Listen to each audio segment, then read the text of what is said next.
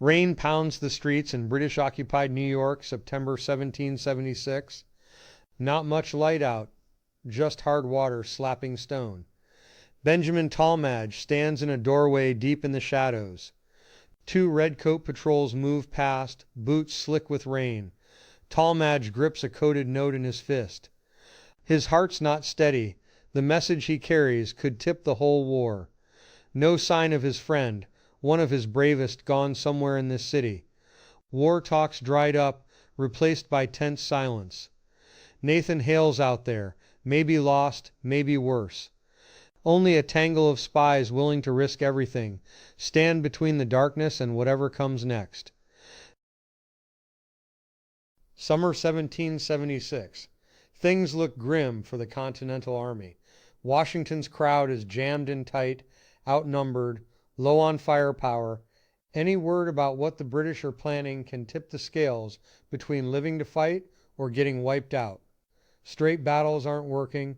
The usual tricks had dried up. So Washington tries something risky. He reaches for espionage.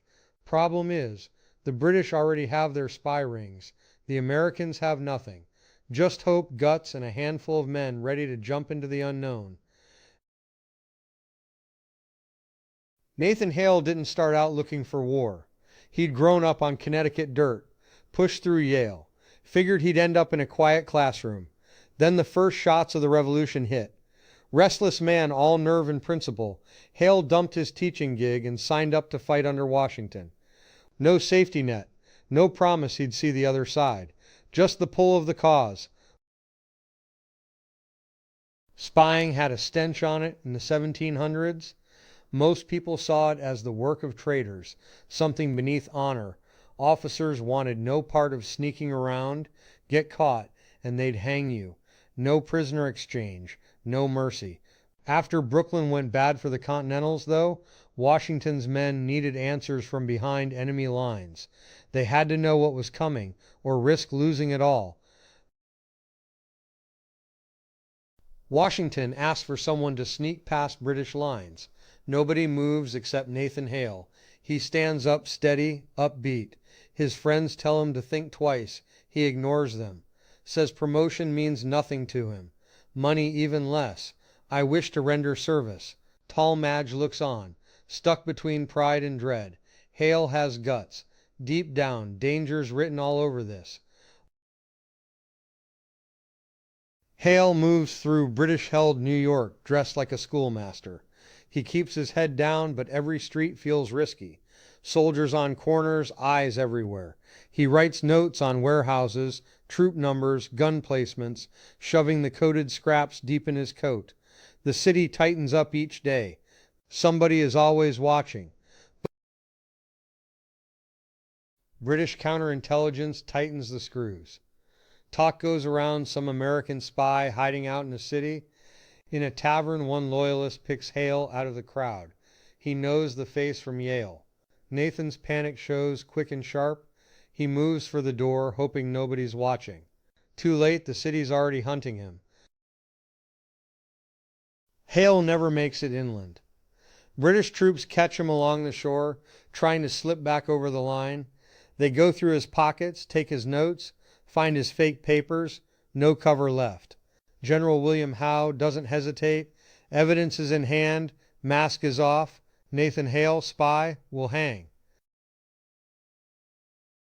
Hale's locked up in a rough cell. No Bible, no visits, not even friends. The guards hold the line. One British officer cracks a touch of conscience. He slips Hale some paper and a pen. Candle burns low. Nathan leans in, writes to his family. He doesn't apologize. No regrets in the words.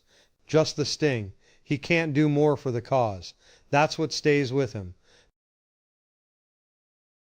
September 22nd, 1776.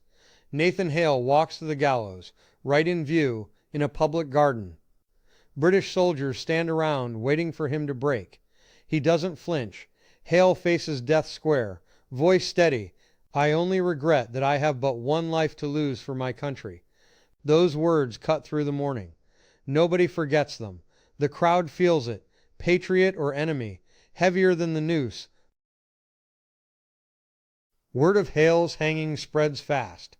Friends reel, shock, grief, a hard pit in the gut. But it doesn't snap the rebels. If anything, it steels them. Benjamin Talmadge picks up the thread, hands cold from the cost, and starts pulling together the Culper Spy Ring. Ciphers, danger, silent moves. What Hale began, they twist into a lifeline for the cause, fighting through the shadows when it matters most.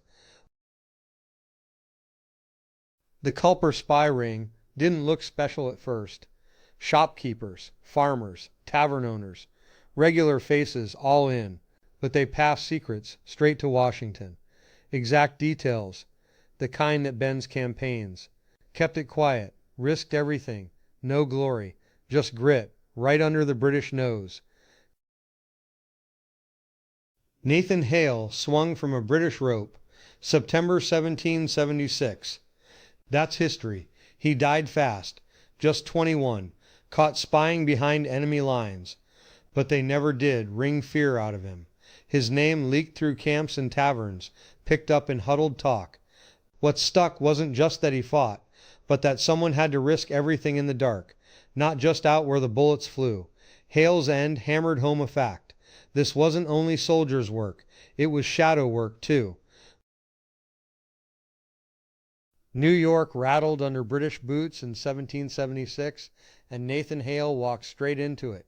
He risked everything, loyalty and nerves taut, all for a country barely born. His run was short, his glare unmissable. Changed the war's direction, left a brand on the American nerve. His name still sticks. Nations didn't rise from battles alone. Someone had to slip behind enemy lines and take the risk. Nathan Hale stood out, not just as a spy caught and hanged in 1776, but as the real starting gun for American intelligence work. His story isn't just his, it's a blueprint, echoed every time someone hands over their life for something bigger than themselves.